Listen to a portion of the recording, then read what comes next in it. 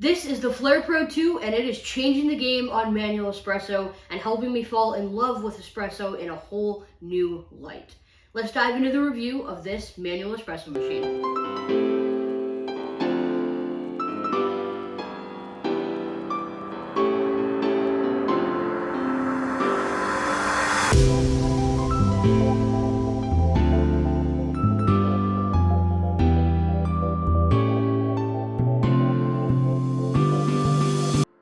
First off, look how cool this carry case is that the Flair Pro 2 comes in. It folds up perfectly into this portable case, making it the perfect budget-friendly portable option for brewing espresso at home. One of the most frequently asked questions I get is how can I brew espresso at home without spending thousands on an espresso machine? And I think I found the perfect option for you in the Flair Pro 2 manual espresso machine. Let's take a look inside the case and see what it comes with. We got this awesome base and lever, which are the main parts of the device.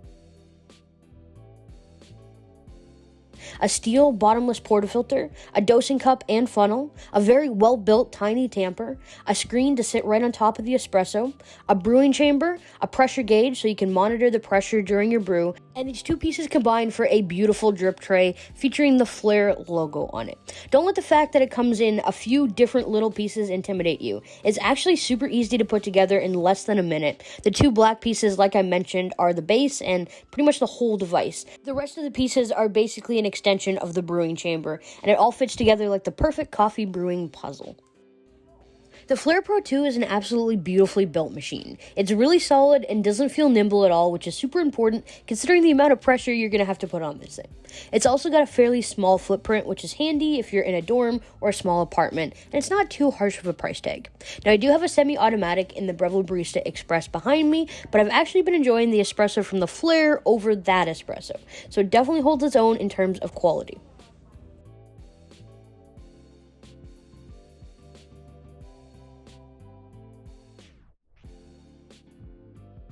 The pressure gauge is definitely a game changer for home espresso machines and something that separates the Flair from their competition, in my opinion, because the pressure in espresso is the most important aspect of brewing. Traditionally, you need at least 9 bars of pressure for espresso, so to be able to monitor the pressure that you're applying is extremely helpful.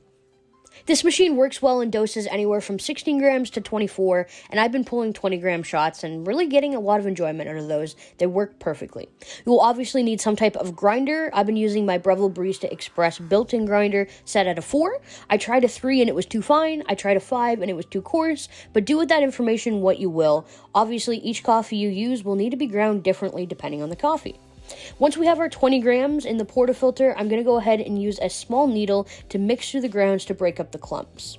Using their tiny and surprisingly heavy tamp, this is adorable. I'm going to push down and twist right at the end. You don't need to apply a ton of force here, just a nice firm push to compact the grounds and create a nice flat surface. Next, place the screen or the filter right on top. This will hold the coffee in place and act as a barrier so the water doesn't start to extract the espresso before you apply the pressure. I learned this one the hard way, so learn from my mistakes, friends. I highly recommend going ahead and preheating your brewing chamber for at least 30 seconds to a minute before you place it right on top of your portafilter.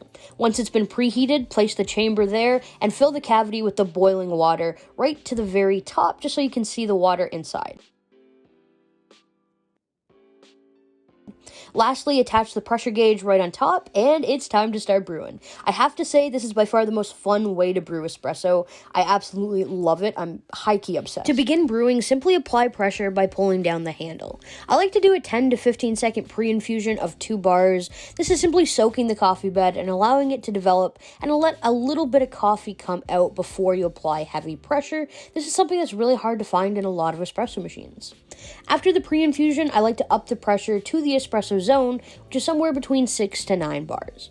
From my time using the Flair, I like to keep it in the 8.5 to 10 bar range, get that nice pressure going on, being built up inside the machine, but be mindful to apply consistent pressure to ensure the best extraction. Look how awesome it looks watching this come out of the bottomless portafilter. So beautiful, so mesmerizing, so fun to brew with this. Now at the end, what you can do is generally let up on the pressure to make the shot a little bit more rounded, but that is completely up to you. Generally, I don't do that too often, and I let my shot develop for about 30 seconds.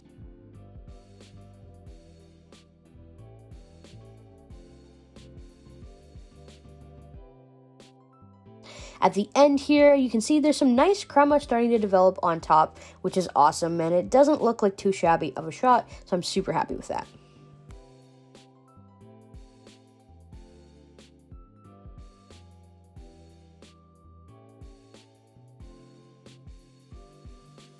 That looks amazing. Let's give her a try. Yup, that is a very solid, really good shot. The Flair Espresso has really helped me define my espresso palate and fall in love with brewing espresso. This is a nice full body shot, so I am very, very happy with it. And here's the puck. Not too bad, not too watery, pretty nice shape to it. So I think this was a pretty well extracted shot in my humble opinion, but you can let me know down in the comments if you disagree.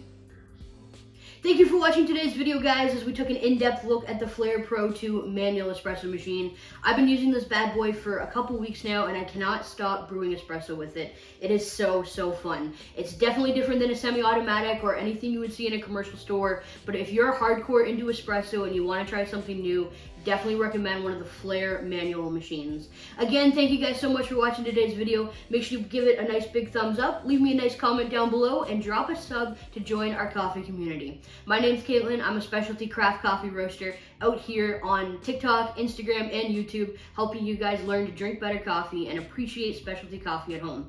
Thanks for watching. I'll catch you guys in the next video. Remember, drink better coffee.